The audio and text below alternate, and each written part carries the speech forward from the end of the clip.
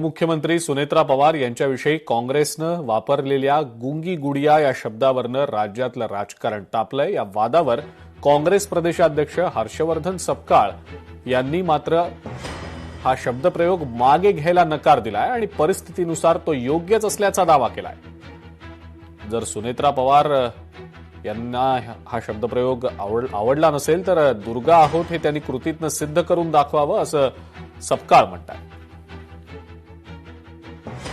उपमुख्यमंत्री पदावरची व्यक्ती जर पत्रकारांचे प्रश्न घेत नाही आणि उपमुख्यमंत्री पदावरील व्यक्ती एक आमदाराला ज्यांच्या प्रतिमेच्या अनुषंगाने आधीच सांगितलं त्यांना त्यांच्याकरवी पत्रकारांना चूप बसवतात, हे लोकशाहीला आणि एकंदरीत समाज जीवनाला अशोभनीय आहे।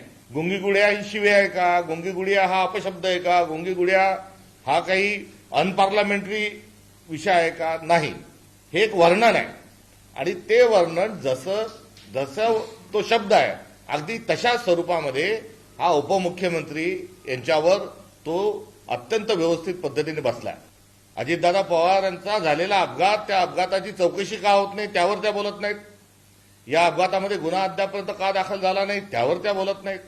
यासोबतच अर्थखातं त्यांना अद्यापर्यंत मिळालं नाही त्यावर त्या कुठेतरी बोलत नाहीत। त्यांनी जे मुकेपण आणलेलं आहे हे मुकेपण सार्वजनिक जीवनात आणि उपमुख्यमंत्री पदाच्या एका खुर्चीवरच्या व्यक्तीला हे अशोभनीय आहे। मला हेही या निमित्तानं सांगायचं आहे की जेव्हा टीका होते तेव्हा सकारात्मक बघितली पाहिजे।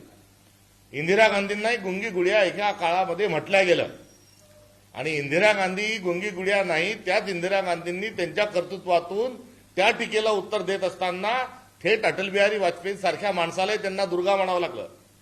त्यामुळे इंदिरा गांधी या भारताच्या एक लोह पंतप्रधान, एक अत्यंत परखड पंतप्रधान, धाडसी पंतप्रधान अशा स्वरूपाची एक भूमिका आणि एक प्रतिमा ही इंदिरा गांधींची तयार झाली आहे। लोकशाही मराठी ऐका, पहा, जागरूक रहा।